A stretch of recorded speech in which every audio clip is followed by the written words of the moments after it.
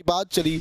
हुजूर के बारगाह में एक साहबी आते कहते या रसूल अल्लाह, मेरे बाजू में एक मेरे पड़ोसी हैं और एक दरख्त है, एक पेड़ है, दोनों के बॉर्डर पे आ रहा है, दीवार बनाना चाहते हैं मगर दीवार खड़ी नहीं हो रही क्योंकि वो पेड़ है। अगर ये कुछ रकम लेके पेड़ मुझे दे दे तो मेरा घर का स्ट्रक्चर सही हो जाए, घर सही बन जाए।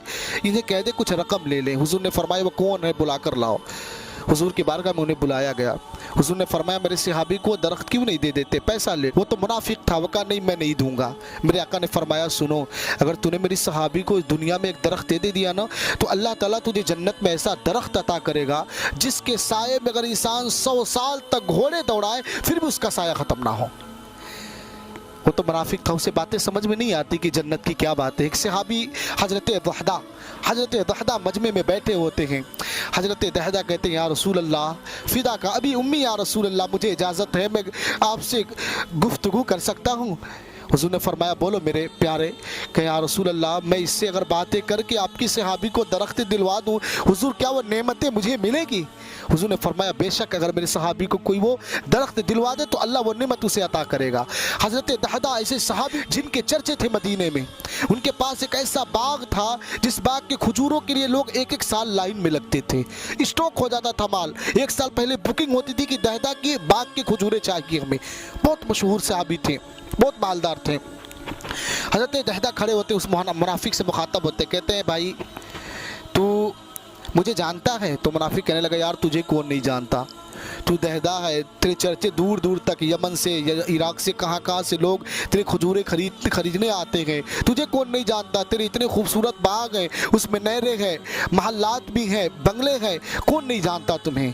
हज़रत दहदा कहते हैं ये बताओ अगर मैं वो पूरे बाग तुम्हें दे दूँ क्या मेरे हुजूर के सहाबी को पेड़ दे दोगे? उसने कहा मजाक कर रहे हो दहदा, कैसी बात कर रहे हो, वो कितने महंगे दरख्त हैं, वो तुम्हारे बाग की खजूरों की कितनी डिमांड है, तुम बात कर रहे हो?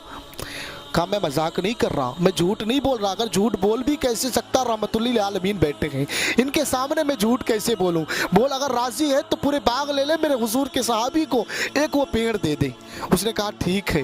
देखो ये सहाबियों का जज्बा देखे कि जब दीन की बात आई, नफ्स को मारने की बात आई, हुजूर की एक आवाज़ पे लब्बैक कह के पूरे बाग को हुजूर अल्लाह और रसूल के नाम पे सुपुर्द कर देते हैं।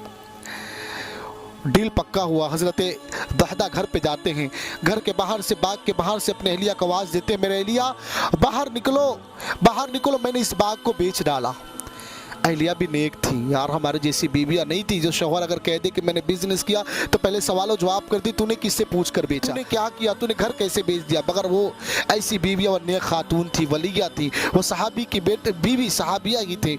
उनसे उन्होंने कहा अच्छा तूने बेच दिया? पूरे सामान बच्चों को लेकर बाहर आती हैं, कहती मेरे शौहर नामदार आपने तो बेच दिया बाग को, मुझे मालूम है कि आप घाटे का सौदा नहीं किए होंगे, कि आप इतने अच्छे ताजिर हैं, कि आपके चर्चे हैं मदीने में, आप ऐसे ही नहीं बेच सकते, थोड़ा बताएं ना कितने में बेचा।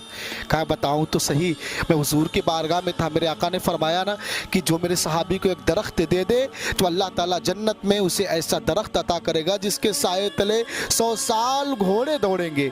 पर बीवी का जुमला देखो कितनी नेक बीवी थी। कहती हैं कि ए दहदा मैंने तो सोचा कि दुनिया में तू अच्छा ताजिर है, तू तो आखिरत का भी अच्छा ताजिर निकला, तू बहुत अच्छा ताजिर निकला। कह के हुजूर के बारगाह में जाते हज़रत दहदा ने कहा हुजूर मैंने आपकी सहाबी को पेड़ दिला दिया, हुजूर क्या वो बातें तय हो गई, हुजूर मुझे वो दरख्त अल्लाह अता करेगा ना? हुजूर ने फरमाया नहीं। हज़रत दहदा की चीख निकल गई, हज़रत दहदा खामोश हो गई। हुजूर ने फरमाया मेरे प्यारे सुनो मैं कहना क्या चाहता हूँ, मैंने ये कहा था कि जो मेरे सहाबी को एक दरख्त खरीदवा दे, एक दरख्त, तो उसे अल्लाह ऐसा एक दरख्त अता करेगा। तूने तो पूरे बाग दे दिए, अल्लाह ने तेरे लिए जन्नत में इतने दरख्त लगवाए, उसे मैं अभी गिन रहा हूँ कितने दरख्त हैं। अल्लाह अकबर। तो ये हुजूर के सहाबी थे, इनका ये तर्ज अमल था कि अपने नफ्स पे वो कंट्रोल कैसे करते हैं, अपने नफ्स की इत्तिबा नहीं करते और माल और दौलत को नहीं देखते।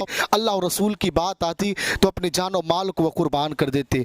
मेरे अजीज़ों मैं दुआ करता हूँ रब्बे कदीर हम सबको नफ्स की इत्तिबा से अल्लाह हमको बचाए, हम सबको अल्लाह नफ्स अम्मारा से बचाए, अल्लाह हम सबको नेक और साले अमल की तौफीक अता फरमाए। अस्सलामु अलैकुम।